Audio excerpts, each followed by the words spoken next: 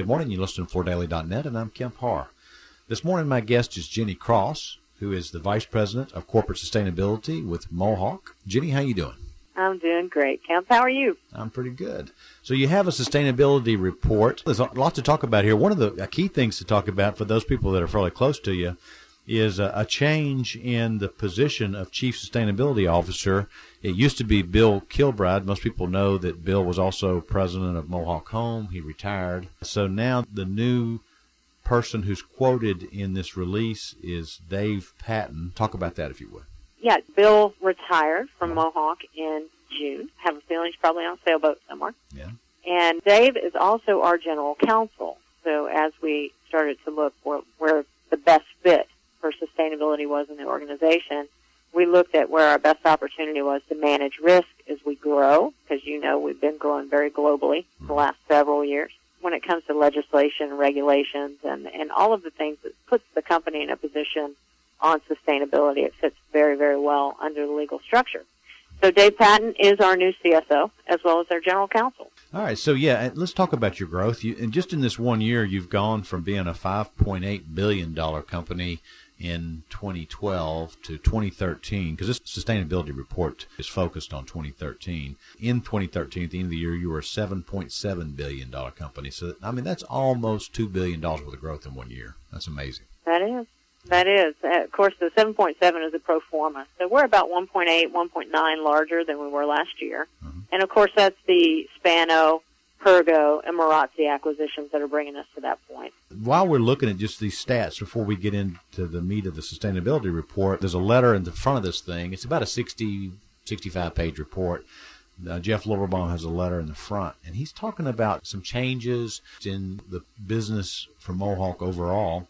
And I thought it was very interesting to see that, in 2006, Mohawk was 60% carpet, and in 2013, you're now 40% carpet, and you're just as big now with this Marazzi acquisition in ceramics. So carpet and ceramic are the same size businesses. I thought that was really interesting. Yeah, definitely for us. If you look at the history of Mohawk Industries, we have definitely moved towards a nice mix of soft and hard surface, whereas before we were very much a soft surface company. Mm-hmm. It doesn't mean we're making any less carpet. It just means on the percentage basis, it has changed the mix. And Unilin, Daltau, now Marazzi and Pergo and Spano, it definitely falls in line very nicely.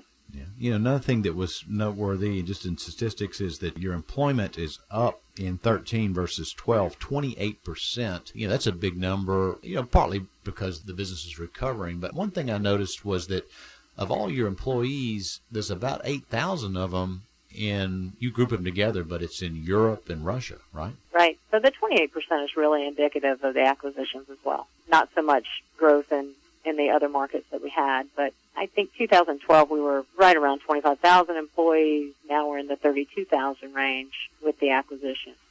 But the growth has definitely been in the European market and in the Russian market as far as where our facilities are. All right, so let's get into the sustainability report. One thing you did tell me is that this was a huge undertaking because of these acquisitions, because you were able in a very short time to go back and get the historic information with these companies you acquired, right? We set goals, in 2009, and we had to go back and reset the baselines for those goals. And to do that, you either estimate or you find historical data to bring in acquisitions.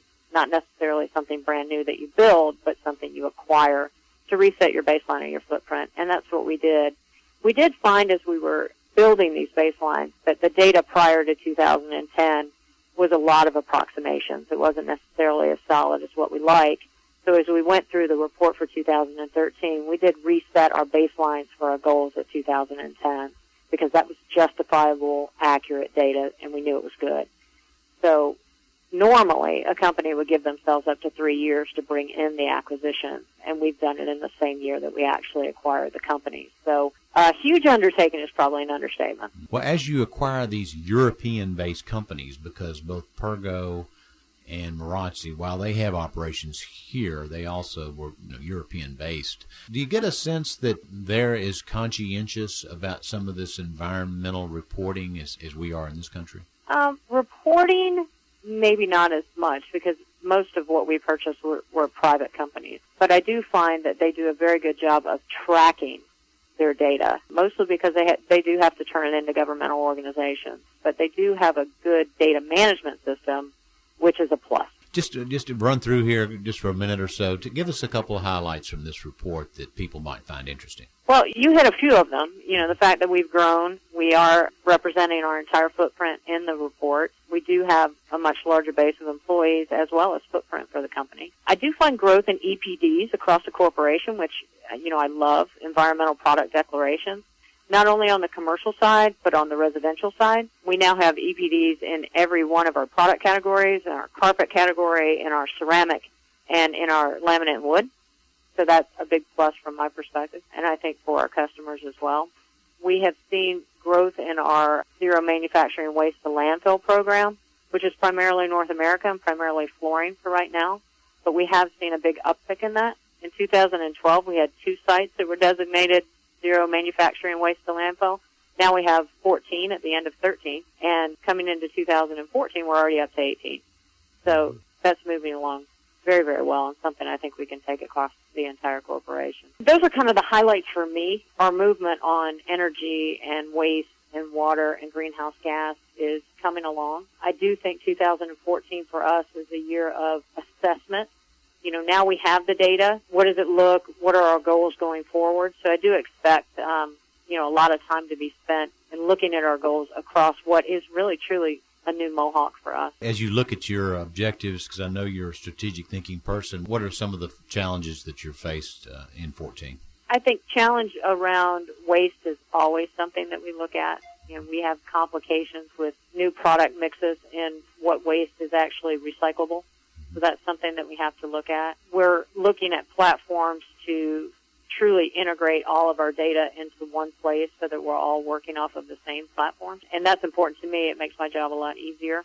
And then energy and greenhouse gas is always something that's critical, not only from a cost perspective, but what technologies are out there that can bring us where we want to be with our goals. And that's something we're looking at very diligently. As we look at your total business, most people know that the commercial side of the business is really the one that's most in tune to this sustainability topic. I know you guys you're doing some pretty interesting things. You've got relationships with Declare and with the Green Wizard. Talk about that. The commercial carpet group has spent a lot of time looking at transparency and becoming what I consider the leader in that space.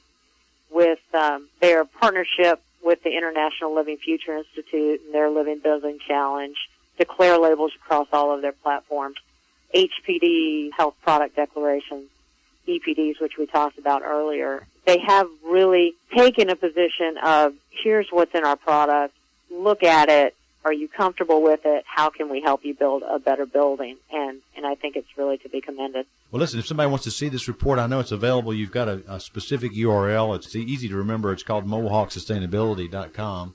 They can go there and see the reports. It's great to talk to you, Jenny. Again, been talking to Jenny Cross, who is the Vice President of Corporate Sustainability at Mohawk, and you've been listening to Kemp Harr and FloorDaily.net.